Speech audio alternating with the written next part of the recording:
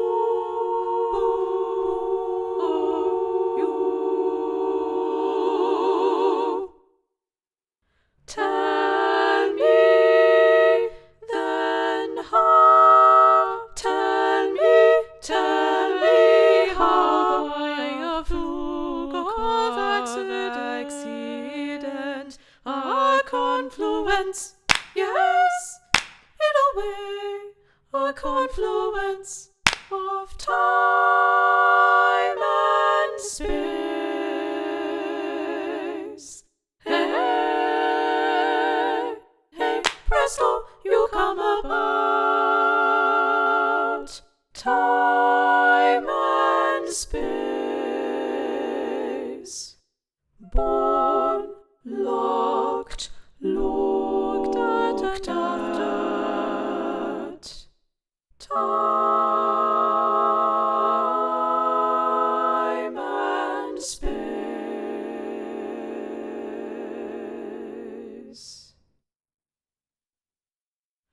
In a grid of rituals,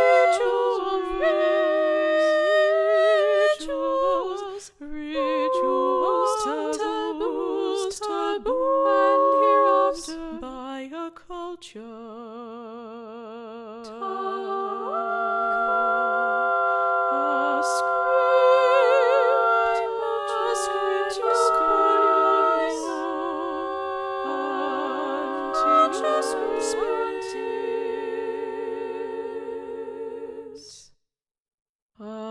Until you realize, albeit it takes perchance hesitant, hazy tries.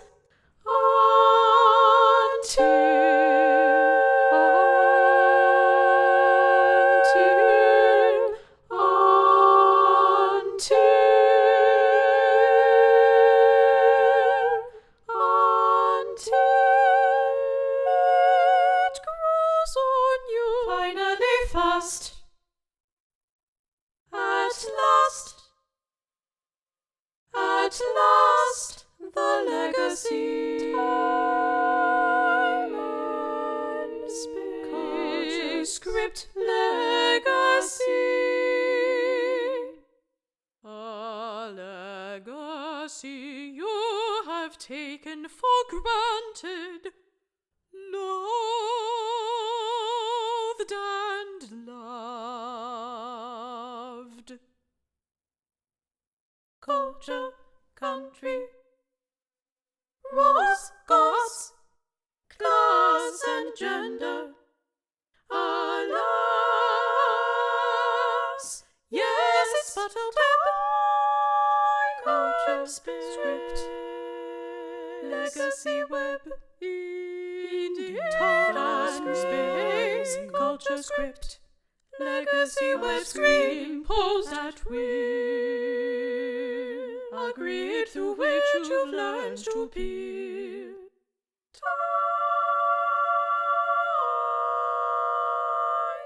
Time and space,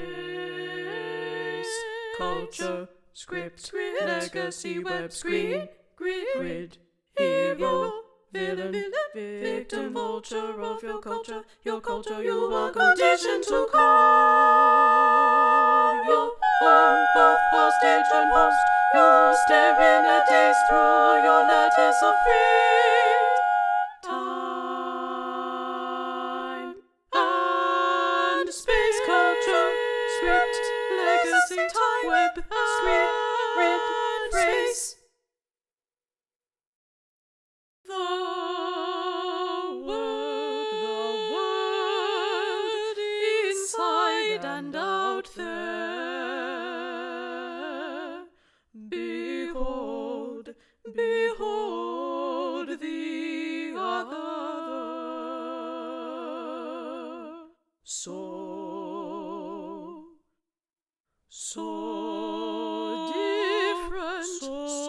different, and yet the same. So familiar, and yet so strange. Time and space,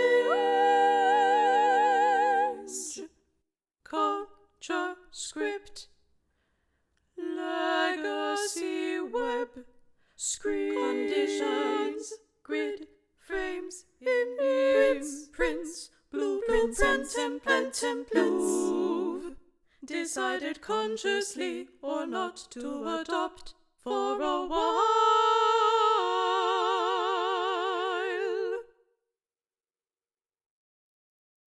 To belong, to embrace a language, a practice, faces, spaces, genes, memes, culture script, time and space, legacy web, screen, traditions, grid, frames, customs, blueprints, templates, language, practice, memes, genes. To belong, to manners and mores, but not before long. Time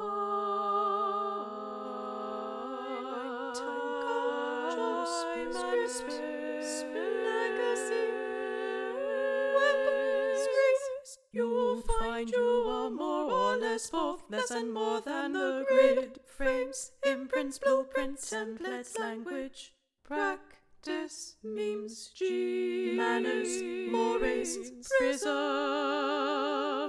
Your inspiring, binding, blinding prism, and the whole caboodle, endlessly textured universe, legacy, screen, prints, blueprints, tapestry, language, practice, memes, genes, manners, mores, prism, universe, tapestry.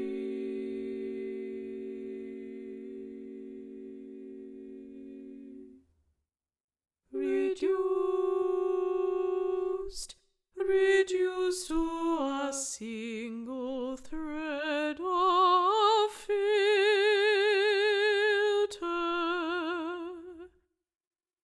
a gossamer lace of memory traces. Your identity.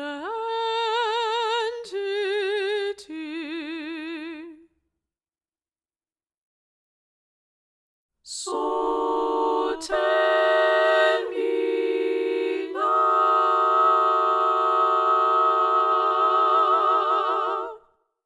Tell me,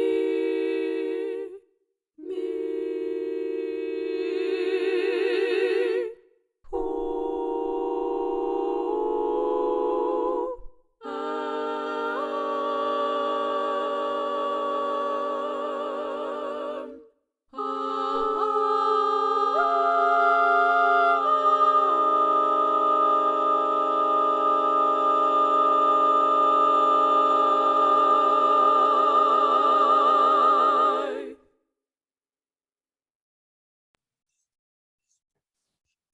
Well, that was a stunning performance. Thank you very much to the three of you. And thank you again for being with us today. So it's a bit after 12 noon here in London, and we're with Susanna Ardo. Susanna, you create works across boundaries of genre and media. You reflect on how text and image interconnect, as we've just seen. It's a bit earlier in New York, just after 8 in the morning, and we're with professional choral singer and composer Hayes Biggs. Hayes, your music has been performed around the world. You also have been on the faculty of the Manhattan School of Music since 1992. And it's late in Brisbane, it's a bit after 10, and Amber Evans is there. Amber, you're a brilliant musician, vocalist, conductor, and composer. You're also the newly appointed inaugural lecturer for oral studies at the Young Conservatorium at Griffith University. So first, I would like you to tell us a little bit about the journey of the work and the story of your collaboration. So Yes, maybe well, let's start with Susanna. I think the we journey should, started in a because restaurant. yes, that's right. In New Between York. Susanna and Hayes, yes. Yes, it started in a restaurant. From what I remember reading, it started in a restaurant in New York, and it started with things scribbled on a napkin. Is that right? Yes. Yes, that's right. I mean, I knew Hayes' music before, and I thought that his music would match my writing and thinking very well. And so one day we met at the Manhattan School of Music, actually. I remember the light on the wall, because it was exactly like the patterns in the poem, I thought. And it was very, very hot. We walked over to the diner and we started talking. And yes, the napkin became covered with my scribbles, because the poem is quite complex. It's a triptych structure. And so I wanted to walk Hayes through it, you know, my thinking about it. And he was very receptive. And then he put the napkin in his pocket, and then we stepped again out into the heat of New York. So what happened after? Well, Hayes, what happened after when you put the napkin in your pocket? Well, one of the things we talked about in the restaurant was the fact that the piece reminded me, the poem actually reminded me of counterpoint. When you look at the poem on the page, it's fascinating because you could really start anywhere and go anywhere, you know, with, it seems, almost with the direction of the lines, the text, right? And it's like all these things are happening at the same time, and so I had to start thinking about how does one decide to focus on certain aspects at a given moment. And I think what I did was I latched on to certain phrases that keep coming back, kind of like a motive. Um, so the culture, script, legacy, time and space, those become kind of principal motives in the structure of the piece. And I think what I tried to do mostly was not get in the way of those things. Pardon the beeping on my computer there. And I think that was the big thing. I wanted to allow the text to come through, even as it was as there were so many simultaneous things going on at certain moments, so that you could get a little bit of a glimpse of one fragment or another in the midst of all of this. And I guess I think that the all of this, the sort of semi-chaotic part of the piece in terms of the texture, is also part of the whole thing. With those occasional moments, I mean, most particularly near the end, where things go down to a single thread, a single line of music, and actually a really a solo voice. So talking about the voice, Amber, when did you come into the picture? Well, I came into the picture as a student of Hayes's at the Manhattan School of Music. And it was when I was, and it's interesting, Beatrice, that you brought up as part of my biography the fact that I now teach oral studies and ear training at the university here in Brisbane at Griffith University as part of the conservatorium, because that is in fact a very similar class in which I met Hayes in the advanced oral studies at Manhattan School of Music. And he was very generous in terms of making the material of the class difficult enough for me to remain engaged. I remember after the first lecture, he went, Amber, I know this says this class is advanced, but I think it's still too easy for you, but I will do my best to make this challenging. And then after a few more classes, he said, I'm part of this choir called C4, which stands for the Choral Composer Conductor Collective. And what I loved about that was that it's a group that champions new music, but also is very much a fan of promoting the holistic musician. So that many people in the group compose and also conduct, and everyone also sings in the choir. And I thought, this is the kind of vocal community I would want to be part of. And it was in fact in this choir that I first sang the piece. So as you can see, it is for treble voices, and it splits into at times many different voice parts, but it's never more than 8 parts at one time. But it's still, if you were reading it instead of the usual acronym of SATB, you'll just read it as SSSSA as opposed to anything else. So it's very confronting, I guess, when you have that many parts split with a vocal range that's in such close proximity to each other. And I didn't have the privilege of performing it with the ensemble. I was part of the group that workshopped the piece, and then I wasn't part of the season that did actually perform it. And then I went to Hayes and I said, I'm going to record this. I didn't get to perform it. I am going to record this piece, and I want to make a really beautiful rendition of it, because in rehearsal it touched me so much with the melding of the poetry of Zsuzsanna's and the music of Hayes's. And a dear friend of mine, Brian Durrell, who couldn't be with us today, mentioned that oh, Amber, I've got some new microphones and I want to record something. And I was like, I have just the thing. And we sat in the recording studio at Manhattan School of Music and put it together in 2 4-hour sessions. And then you are brought with the audio of what you see today. And I have to introduce him. He's very camera shy, which is hilarious for a videographer. But I have to also say that the person who masterfully pasted together the video is also in the room with me. So this is Sam Dale over to my left, and he's just going to say hello. Hello, everybody.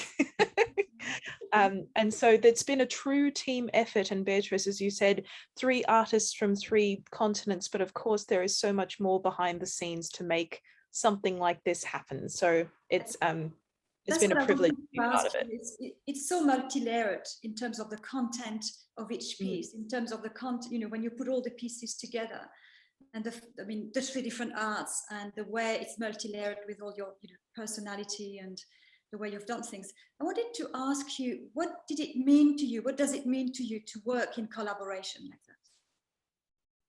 I think it's been, I don't think if you had told me 5 years ago that I would be working in collaboration with not just, because there's a concept of international artists where you might go to somewhere like New York, where I was, where you would meet a melting pot of different people.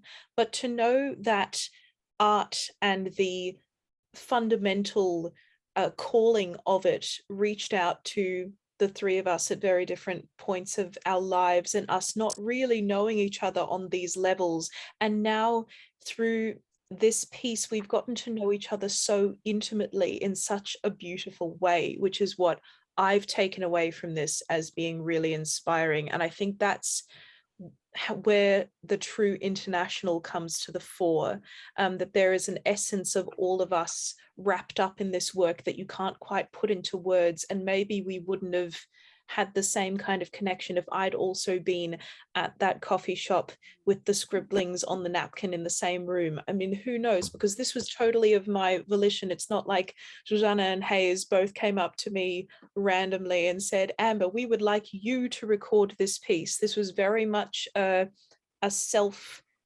you know, a self-bolstering project that I was inspired to do. And so I guess it is from that intrinsic international connection that it was able to happen in the first place, which is really wonderful, I think. Yeah, and talking about inspiration, just mentioned the word and interconnectedness. I was wondering, Hayes, Yes. did the sound of the poem, the sound of poetry, because poetry is very much about sound, did it Right. influence your composition, your writing? Oh, absolutely. The way the syllables of the words worked absolutely influenced everything I did, all the choices that I made. I would also like to add that in terms of the collaboration aspect of it, uh, this is a piece that if Zsuzsanna had not come to me with the poem, I might never have known about it. And this was an opportunity that I had that sort of came to me, you know. Usually I'm sitting in a room and I decide what piece I want to write, or maybe somebody commissions me to write something. But this is a piece I didn't expect to write, you know. I mean, and I've had several of those, and they've all turned out to be very good experiences.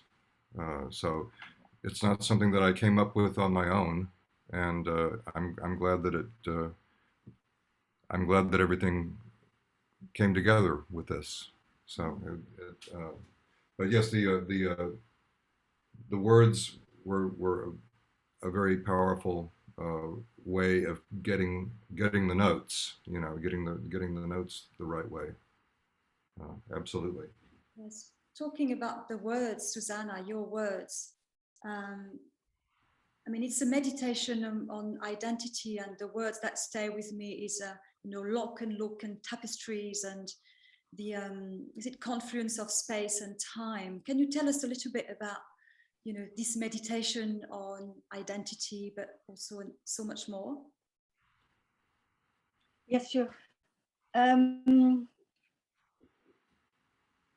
mean, the notion of identity, I mean, it goes back to classical times. You know, everybody was constantly, all the time, preoccupied with this for various reasons.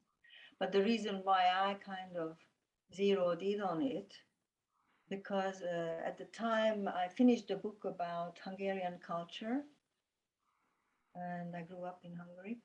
And so while I was writing it, I was constantly looking at my own culture and legacy and language and everything from an external point of view to some degree. So because I was writing it for for people I knew in England. I would just got tired of it, that the most intelligent people in the world I was meeting in London, and they had no idea about my culture. That mattered to me, of course, naturally. And I just thought, rather than explaining all the time, I just write it down. So I wrote that book. So it was a long journey, and it was a very interesting self-reflective process. And then I was preoccupied with some philosophers and how it is used currently, the identity issue, which was originally a philosophical issue, but now it kind of transferred to the stage of politics, and how it is used there, and kind of how important it is on the one hand, and on the other hand, how it is used. So I decided to write something about this, and it came out as a spell. So it's a meditation, but I feel that it has a kind of magic spell quality to it, you know, the way the words are strung together. And the reason why I wanted to make it into a triptych, to avoid the linear narrative storyline, because I think, for me at least, the way I visualize identity is like these neurons firing in my brain whenever I hear a word that speaks to me in particular, or a smell, or a color, or a face. So it's actually not linear at all. The way we make it into linear is when we want to use it for whatever purpose. Yeah, I don't know. Did I answer your question? You did. Yes, you did. And no, I was interested in the kind of repetitions in the text, and like, yes, That's really like well, refrains, well, and we can, magic. this has, Sorry. Yeah. yes, and this was transferred and expressed, I find, in the musical writing, and then vocalized, if I can say that through your voice, Amber. So I was really interested how, yeah, the text and music really work well together, and how it was not only illustrative of one another, how it produced something, and probably through the voice.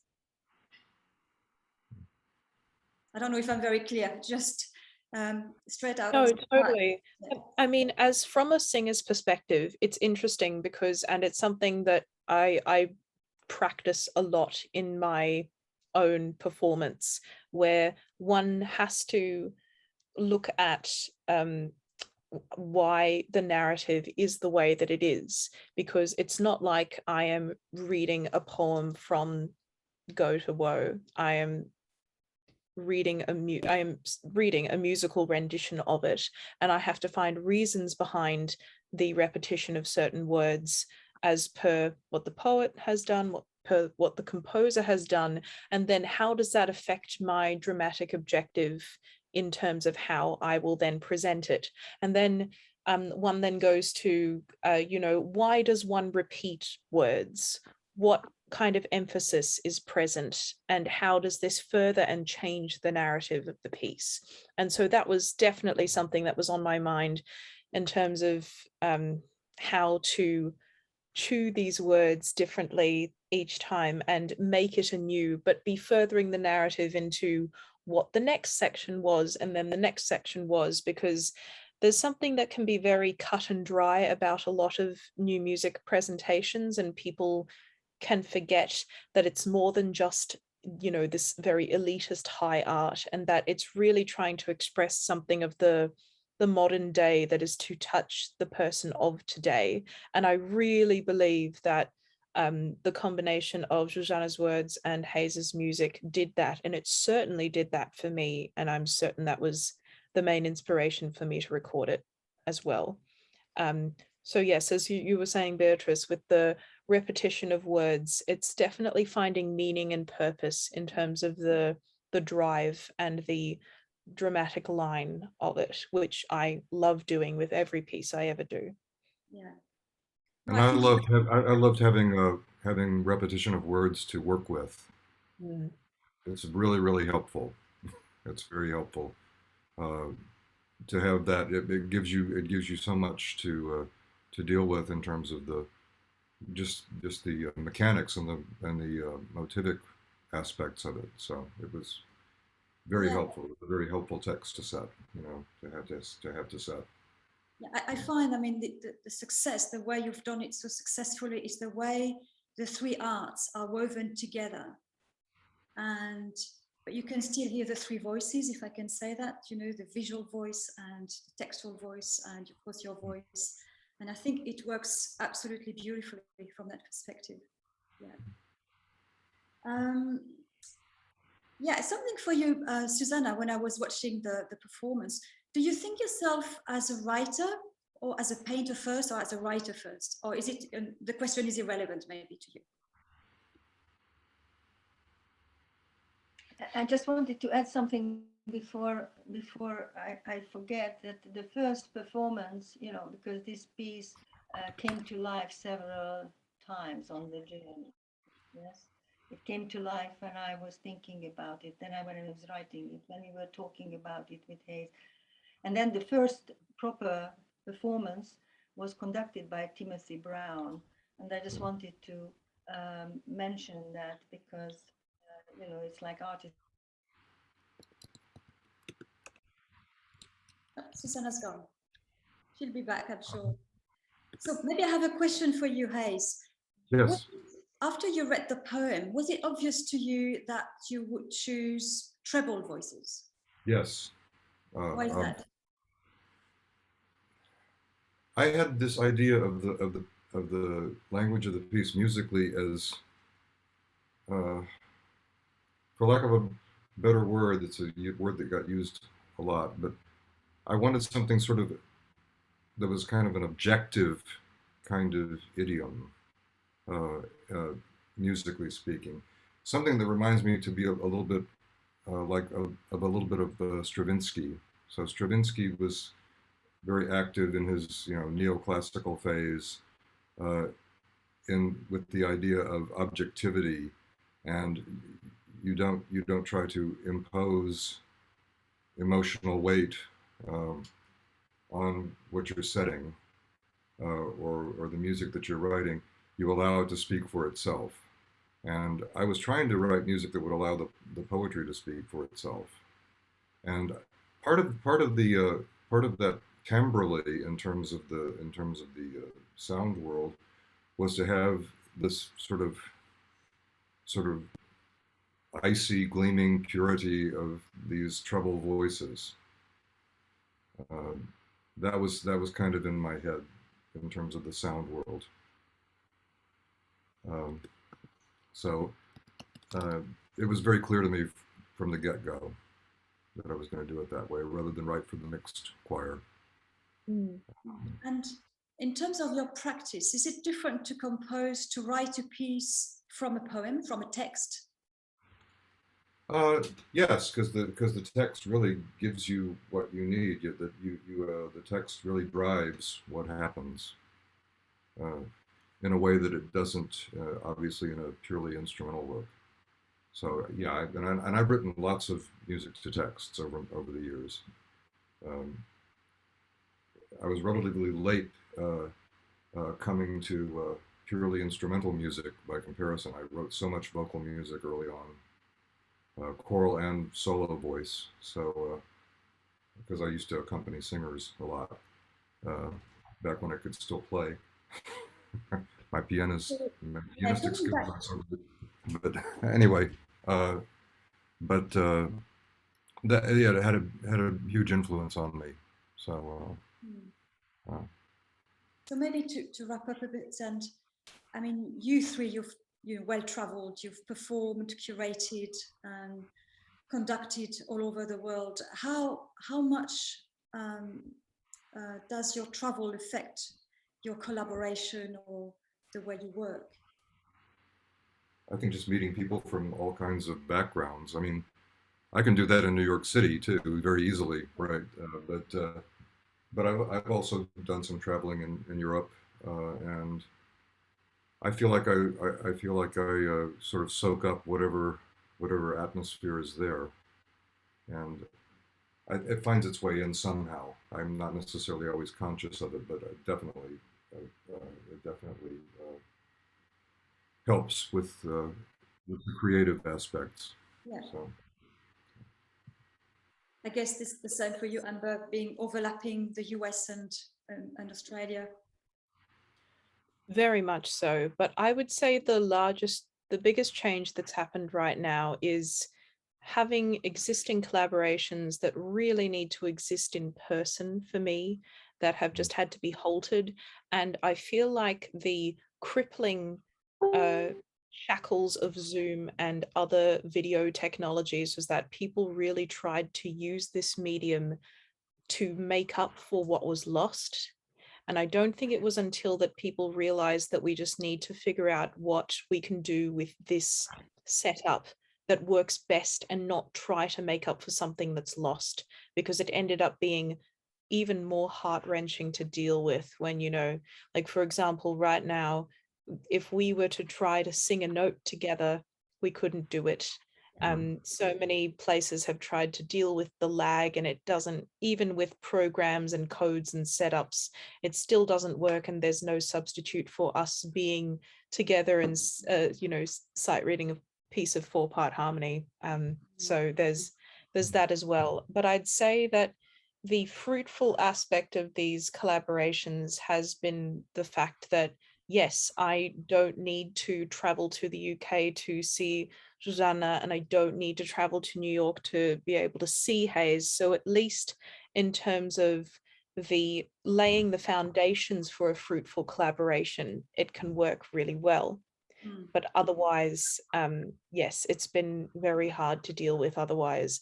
Only on the 17th of December of this year, the border will be open between Brisbane and international travel. So I can finally leave the fortress that is Australia. That's now documented. Yes, but well yes, documented, yeah, Fortress Australia. Yeah.